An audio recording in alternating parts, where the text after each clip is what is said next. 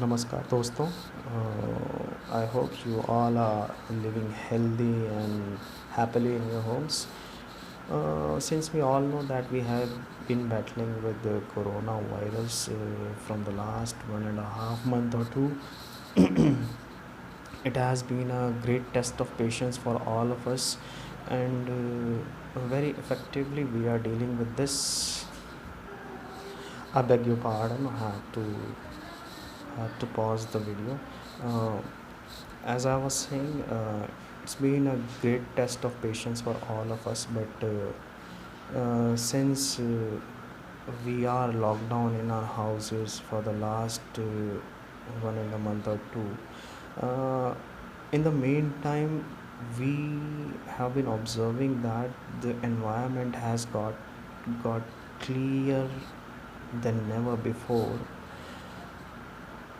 News from Saharanpur, Jalandhar, and West Bengal are coming that Himalayan ranges from the distance of approximately 300 is visible, clearly visible, rather, I should say. It's been a great healing by the nature itself. We must be thankful. On a positive note, we must be thankful for this coronavirus, so that it has taught us that we humans actually don't own this planet. Rather, we are a cohabitant of this planet, and we should learn to coexist then invading on every resource available on the earth. Being a human, being the most intelligent creature on the earth, it becomes our utmost priority to not to degrade the environment again once the situation normalizes, it restores to the normal. We have to keep in mind that many factors that had been polluting this planet, the earth, shall be brought into a strict check, and we must curb as much as possible the carbon footprints that we have been emitting the most on this earth. Industries being set up for manufacturing shall strive themselves for natural resources of power to operate, such as solar energy, or you may say that hydroelectric energy, because thermal production of energy is not going to help our planet by any mean.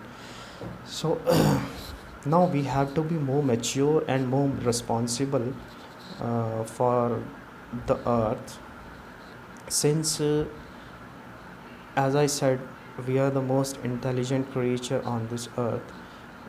Therefore, it also becomes our priority, and there is a urgent need for this to actually give this planet a scope to heal itself to the extent it can while we are in the lockdown period. There is no carbon emissions from the automobile emissions or industrial emissions. There is no carbon emission, and this is one positive note we should take care of in future also when we get back to the normal life. uh, it's the month of May, and we are still experiencing that the earth hasn't got as hot as it used to be in the month of April, May, and June. These were the peak times of the summers, where scorching heat used to drain out our uh, all the energy from our body. But hardly I see air conditioners are in operation in our homes. Mm, for that matter, a blower or a cooler is more than sufficient. This is one positive sign that is the earth showing to us that if we cooperate with it, it will cooperate with us many folds, and we should be thankful for that. Uh, Meanwhile, I would also bring into your kind notice that since since this lockdown has started, many people are roaming helpless. They don't have any source of income. They are desperate to get back to their homes, and I have seen many news airing on social media and mainstream media that so many people in large masses are migrating back to their homeland, back to their motherland, where they belong to. They are covering the distance, a long distance, I should say, long distances on foot or by cycling, whatever the facilities they are able to get in order to transport themselves from one place to another. They are striving hard for that. uh, Government has run special railways for them, trains for them, but situation in that also seems to be very precarious. uh, it was announced by the government that there shall be no fare charge for any migrant labor to travel in these trains. But of late, news have arrived that many people, a large masses of people, those migrant laborers were charged not only the regular ticket price but much higher than that. This is one very big setback when it comes to the humanity in such time of crisis. uh, I don't know how the government is planning and executing its uh, whatever they have planned. And one more thing, there are many people who actually don't wish to get back to their homeland, since they don't have any kind of employment or any sort of agrarian activity in at their homeland. They are landless people.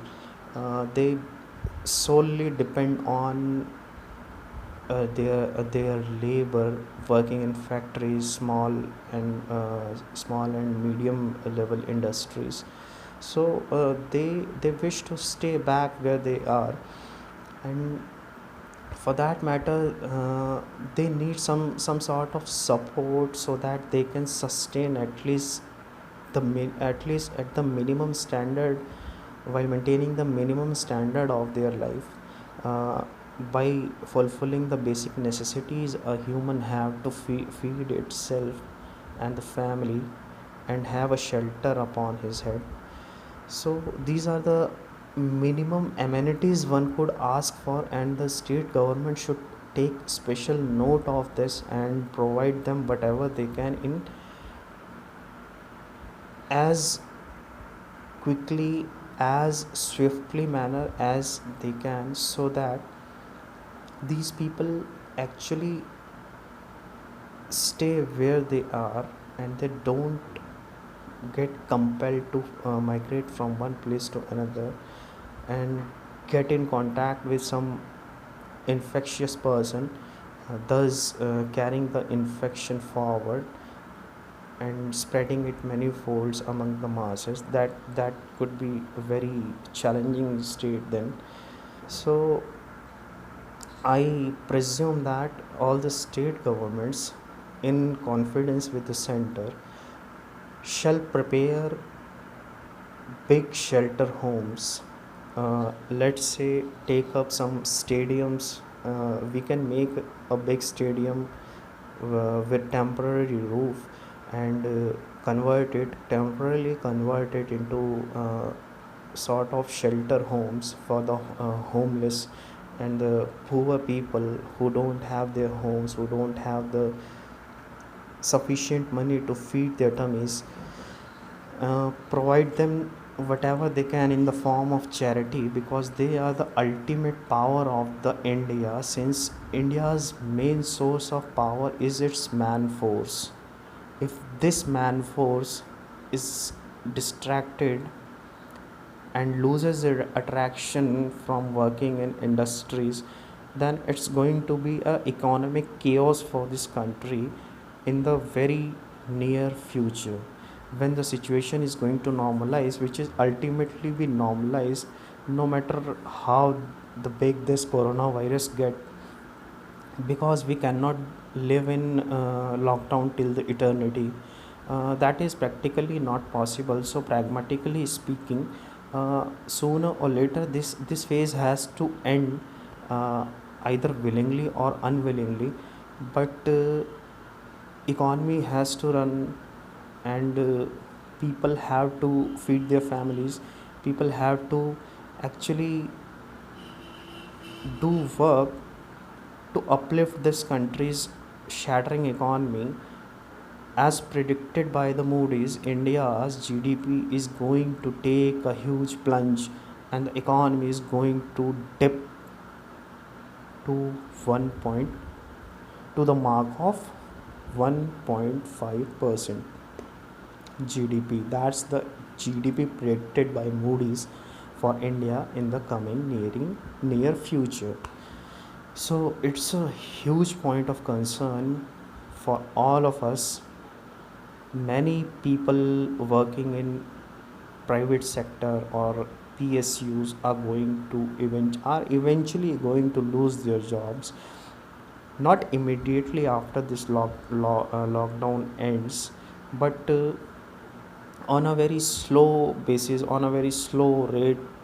Industries, big industries, PSUs are going to curb their manpower in order to sustain their affordability, in order to sustain their, uh, I should say, minimum infrastructure that they need to run their companies.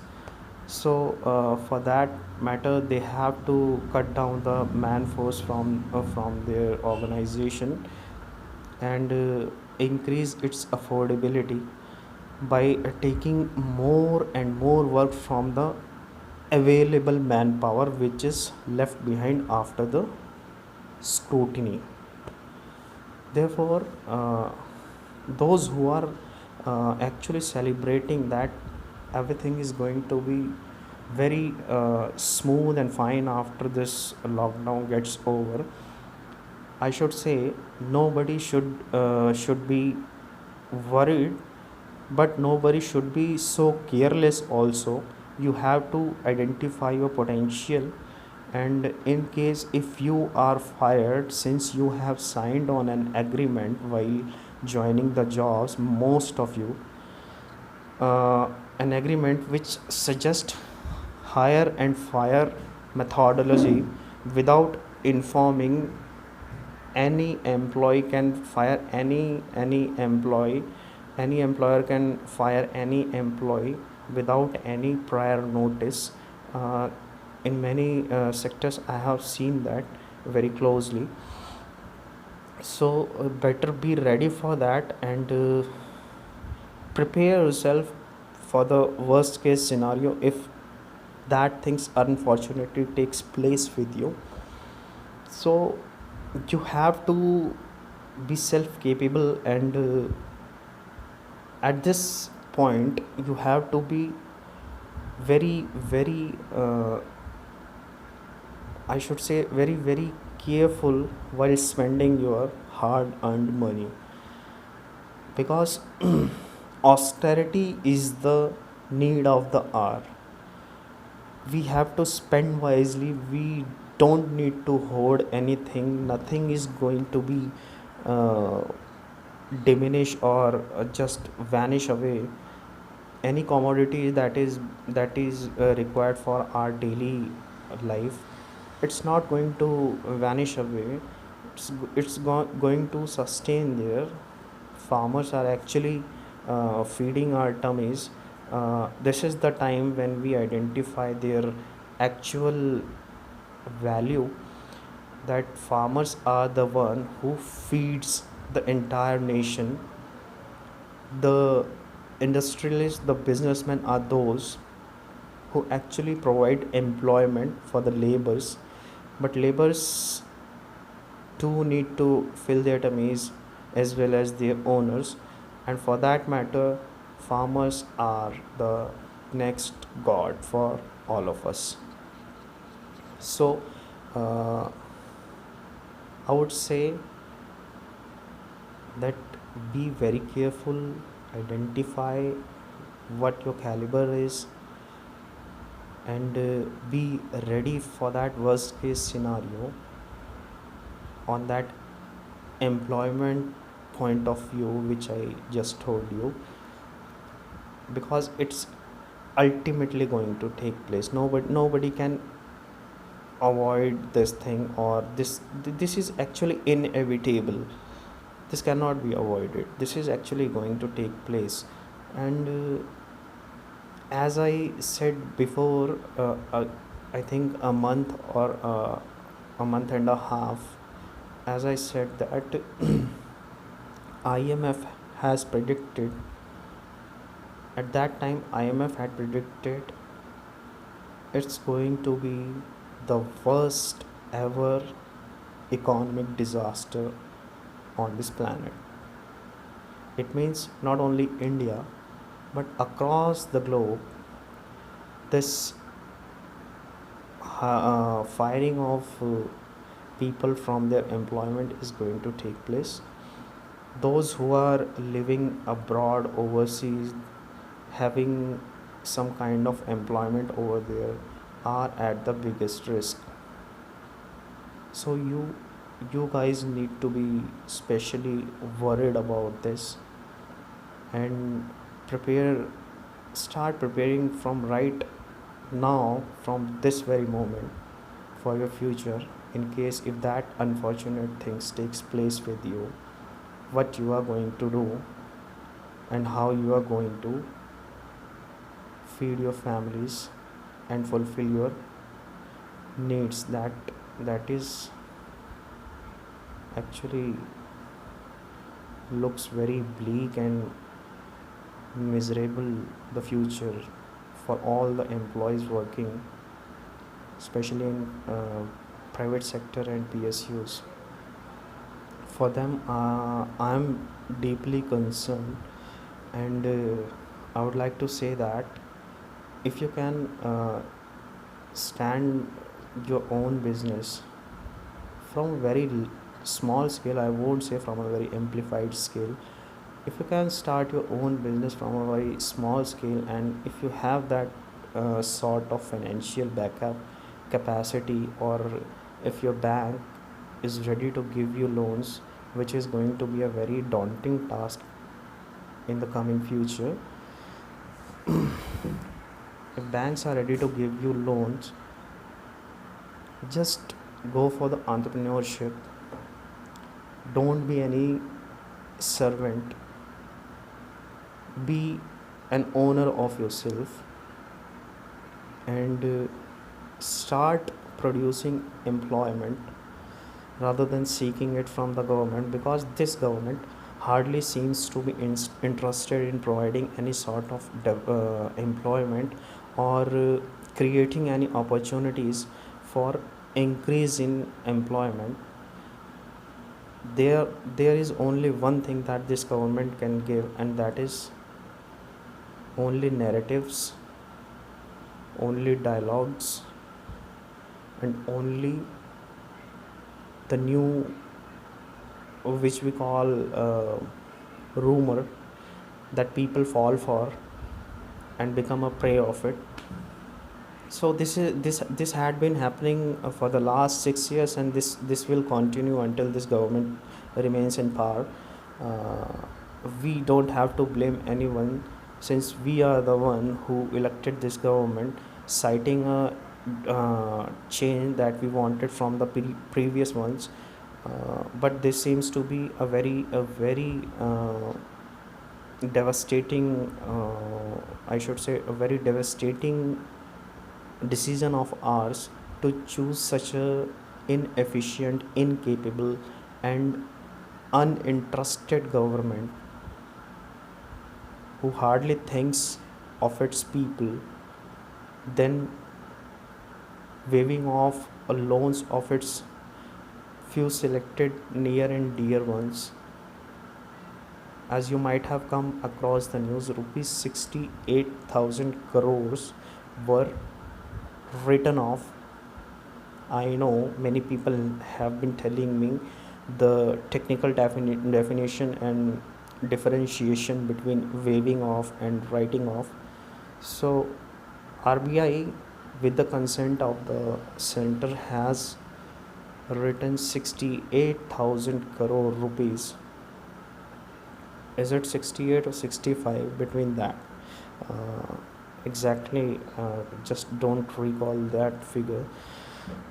That much of money, RBI, with the consent of center, has written it off, especially in this time of crisis when this nation wants more and more money inflow. So it actually seems very contradictory to me that on one side this government has given a slogan of सबका साथ सबका विकास सबका विश्वास. On the contrary, it appears that न किसी का साथ न किसी का विकास और विश्वास घात हो रहा है. Breach of trust is taking place in broad daylight by the government from its citizens.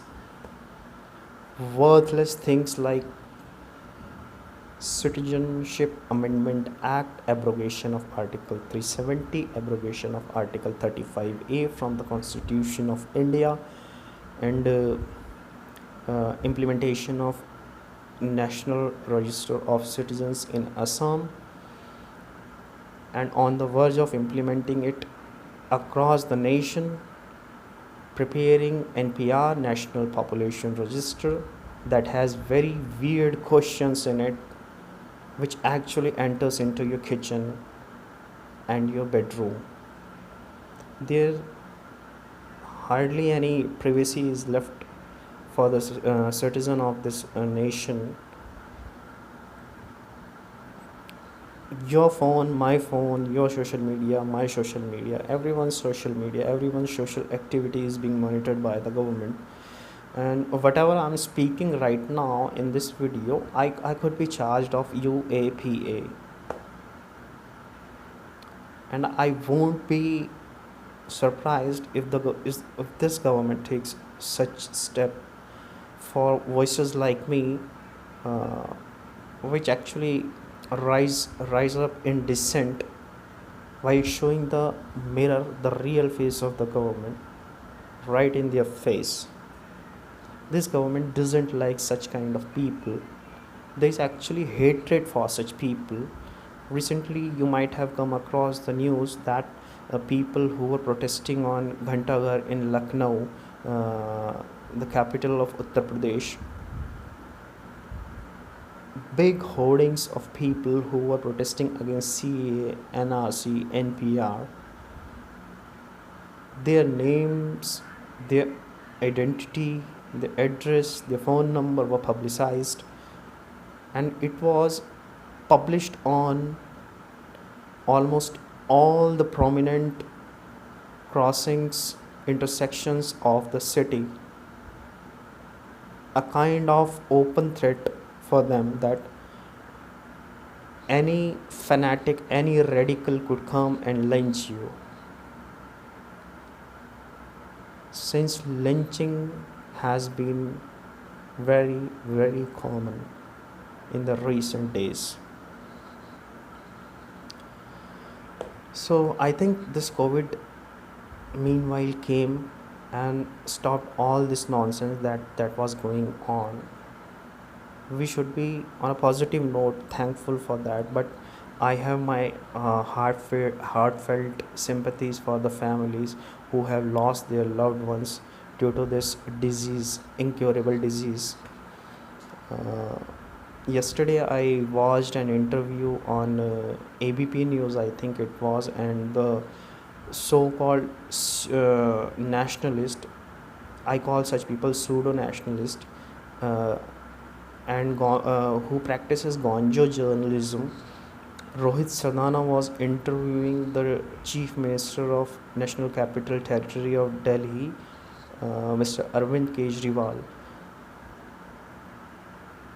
One thing that actually impacted my mind was that there is positives when you choose an educated, a qualified person as your leader. Then there are many positives one could expect from him.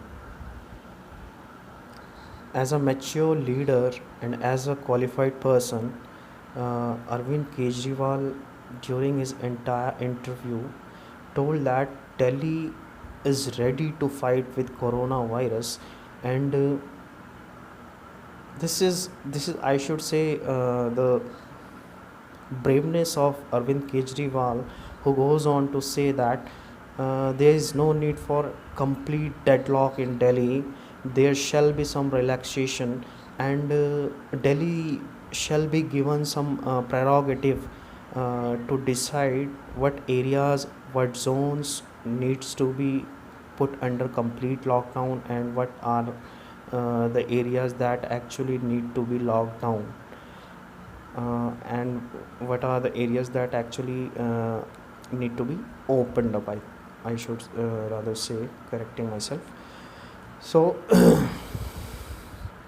there is intense monitoring of many areas are underway by drones, by police patrolling, by some responsible volunteers of the party.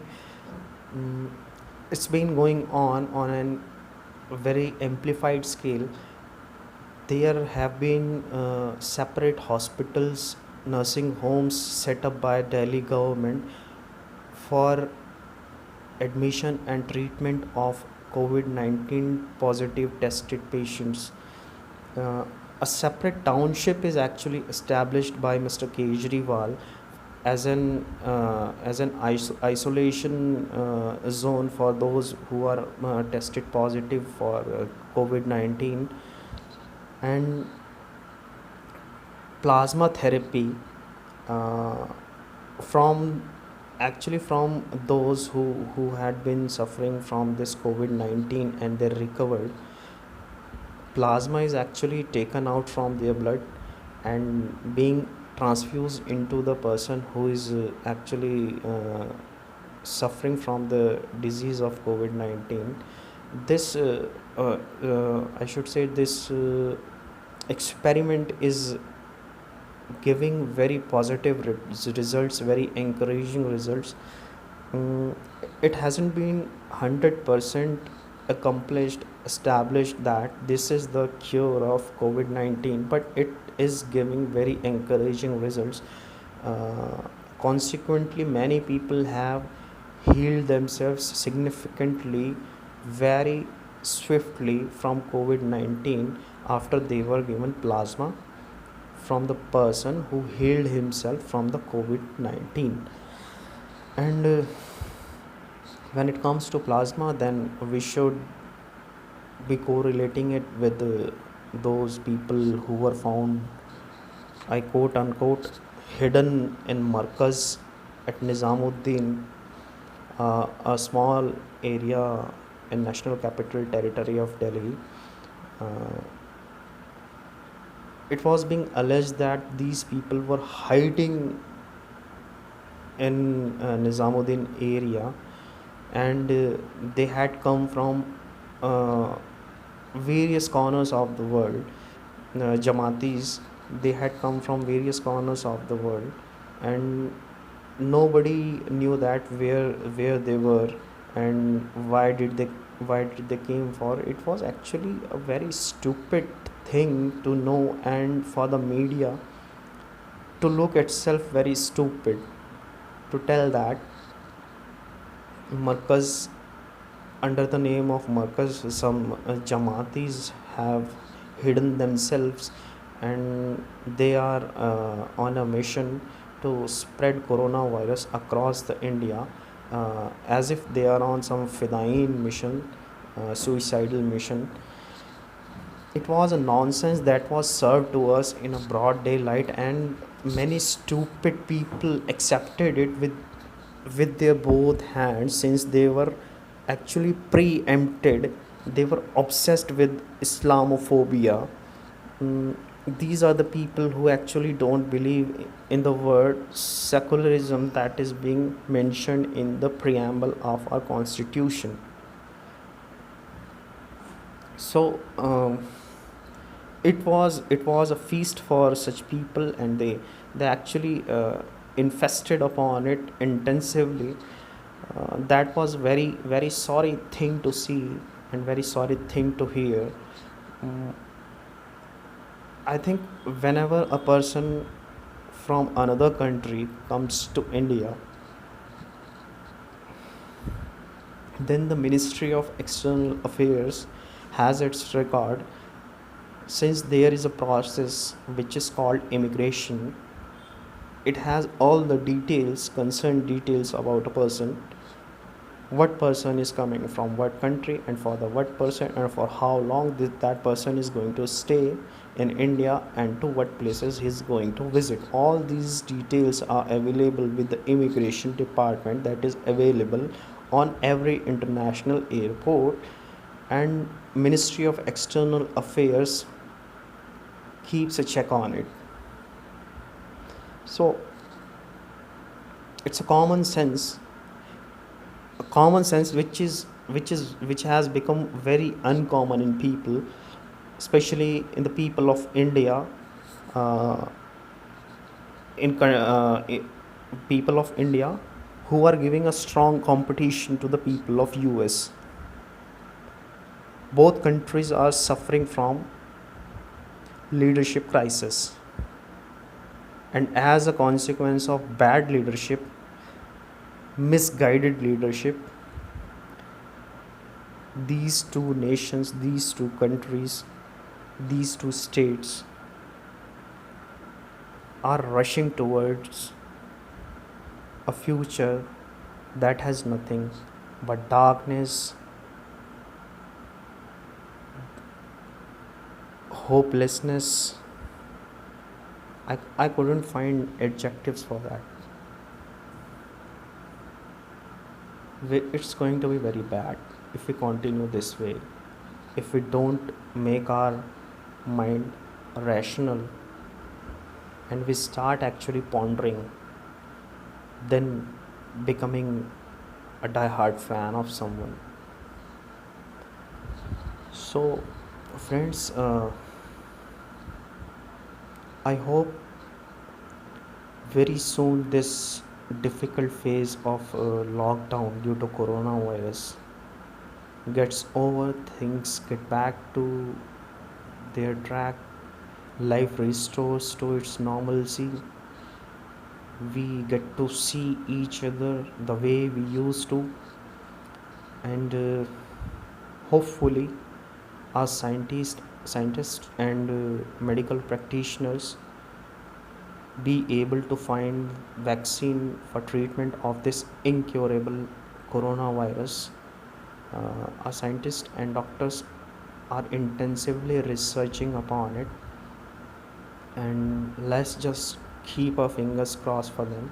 And please respect these medical practitioners, people from the medical fraternity, people from the uh, these security personals who are deployed to keep a check on the movement of masses when there is lockdown declared across the nations. So I would say we should give them a grand salute for their selfless, relentless service, and pay them respect which they actually deserve. While sitting in the cocoon and coziness of our homes, it's very easy for me to say these words, but a security personnel or a person from medical fraternity is actually taking battle one on one with this deadly lethal disease of COVID-19. I give them a grand salute from my side, and I wish you also give the same. And since it's been video of 35 minutes, I think I should end this. There are many things which we can talk upon: political issues, non political issues, social issues, economic issues. There are many issues which can be talked upon.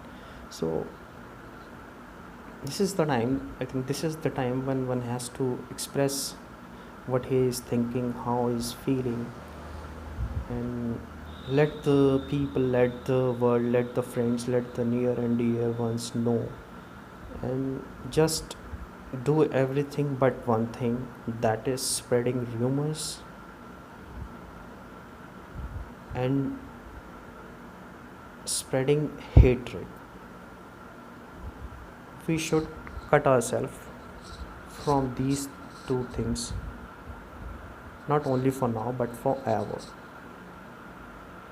If we actually seek a bright future for us, for the generations to come, we should eliminate these two things, that is falseness and hatred.